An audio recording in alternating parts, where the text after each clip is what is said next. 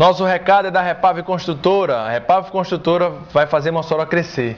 E para isso precisa muito mais do que um sonho, viu? A Repave encara isso como uma meta, investir, acreditar, projetar bem-estar e satisfação para cada cidadão moçoroense. Por isso, em 2010, a Repave vai continuar apostando, construindo importantes projetos, lançando grandes novidades.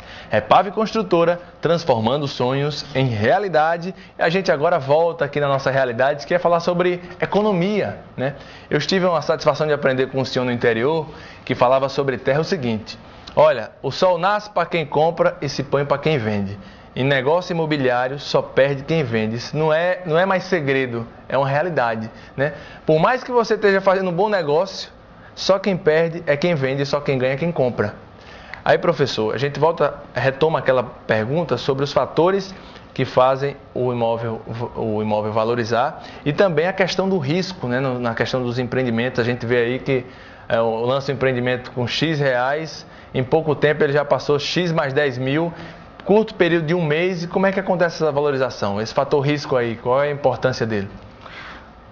Uma coisa que acontece comumente quando você compra um imóvel na planta, basicamente, e espera, né, até o final da obra.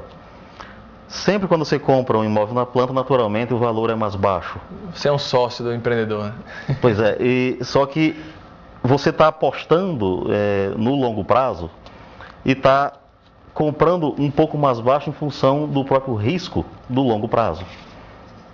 Então, naturalmente, esse imóvel passa a se valorizar sempre que se aproxima do valor da entrega e mais ainda quando está pronto, que já é uma garantia real de que o imóvel pode estar disponível para você. E com relação à aquisição, como você falou, o sol nasce para quem compra e se põe para quem vende. Esse é um ditado popular que é disseminado principalmente no interior, onde sempre teve uma forte crença de que garantia você tem quando compra geralmente ou terra ou imóvel. Que a terra também é um imóvel, mas o imóvel geralmente urbano. Terra hoje geralmente não é mais uma garantia como era antes de reserva de valor ou até mesmo de especulação imobiliária. Mas empreendimentos urbanos, né, como esse que acontece em Mossoró, isso é uma moda, isso é uma questão que o investimento ele passa a ser rentável, independente do que seja o imóvel. Investir em imóvel é sempre um bom negócio. Agora tem a questãozinha que eu queria tirar algumas dúvidas relacionado ao financiamento imobiliário, né? Eu lembro que na minha primeira aquisição do primeiro imóvel, há um tempo atrás, eu segui os conselhos da minha mãe e as pessoas dizem: rapaz, você vai pagar 3 casas no final do término desse financiamento. E resumindo, de fato, se eu fosse seguir esse financiamento até o final, eu pagaria em torno de 3 casas. Só que minha casa, em pouco mais de 2 anos, ela valorizou 3 vezes mais do que eu tinha feito a aquisição. Então, quando ela valorizou, o preço que eu vendi, eu ganhei mais do que o dobro do que eu tinha investido e ainda tirei o dinheiro para quitar o financiamento, né?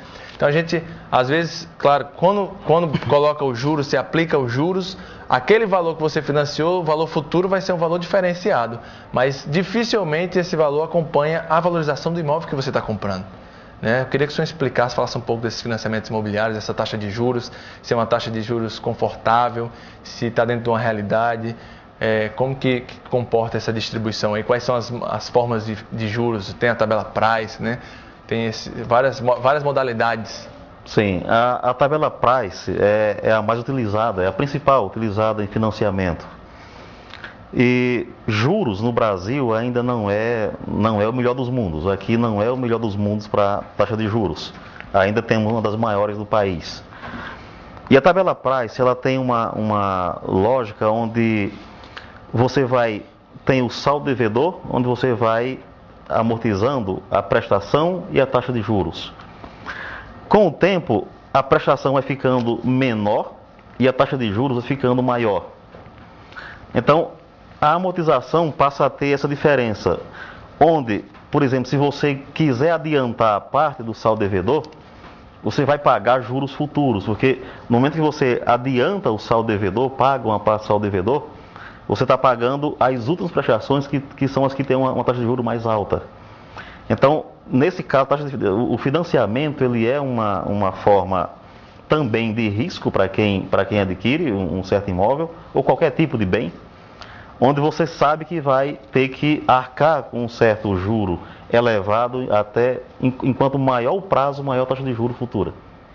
E uma questão que é muito colocada, que as pessoas talvez não se atentam muito, é que isso que lhe disseram, de que você ia pagar, sei lá, 3 ou 2 casas no final, isso tem uma certa verdade, porque a taxa de juro realmente que a gente tem é elevada. 15 anos é muito juro. É muito juro, e o longo prazo torna essa relação um pouco de risco, e o risco é cobrado com a taxa de juro mais alta, é o pagamento do risco.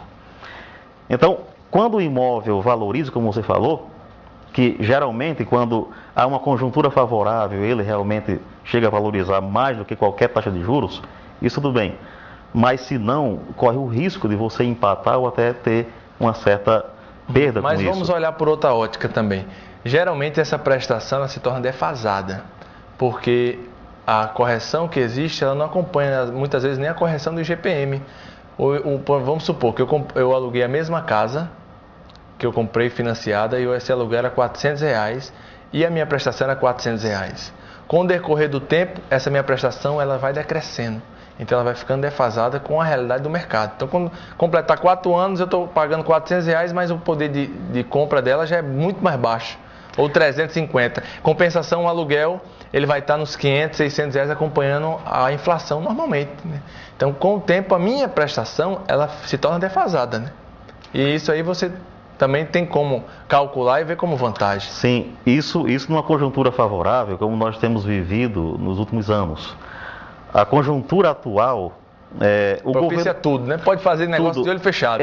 O IGPM ele tem tido até deflação. Por exemplo, até março, quem tinha contrato, por exemplo, de aluguel para vencer em março, teve inclusive redução. Acho que foi quase, ou foi negativa a questão do IGPM. Mas já voltou a normalizar. Já voltou, né? A normalizar um pouco. Fevereiro para cá, fevereiro teve uma alta, março teve uma deflação, agora voltou a reagir novamente. Mas a conjuntura atual do dólar baixo, o IGPM passa a se retrair. Então, para negócios imobiliários, passa a ser um mar de brigadeiro, tranquilo. O IGPM, quando a gente corrige o aluguel, vamos supor, o IGPM é um índice geral de preço de mercado, que você pode consultar na Fundação Getúlio Vargas através do site, tem lá bem redondinho, mês a mês, anual, todos os anos, você consulta facinho. Vamos supor que o meu aluguel é R$100 e durante o transcorrer do ano o IGPM deu 6%, eu tenho que corrigir esse meu aluguel. Eu pego R$100 mais 6%, então meu aluguel vai passar a ser R$106, é isso? Sim. Simples, quando for renovar o contrato, você renova, mas acontece muitas às vezes o proprietário, como é uma pessoa bem mais esperta, ele já corrige de outra maneira, a maneira que ele acha que o mercado está cobrando, né? Aí vai você negociar, ter poder de barganha através do diálogo, ou você mudar para outro imóvel, procurar outra oportunidade, ou você procurar um bom advogado, né? Isso, a relação acontece muito numa conjuntura de confiança. A negociação parte muito das partes. Se o inquilino ele passa a ter uma relação de pagamento em dia, de cumprimento das regras, de zelo do imóvel, de todas as questões dele são tratadas de maneira muito irregulares, ele tem tranquilamente condições de também negociar. Gera uma relação de confiança entre as partes a ponto do risco cair. E a negociação facilita.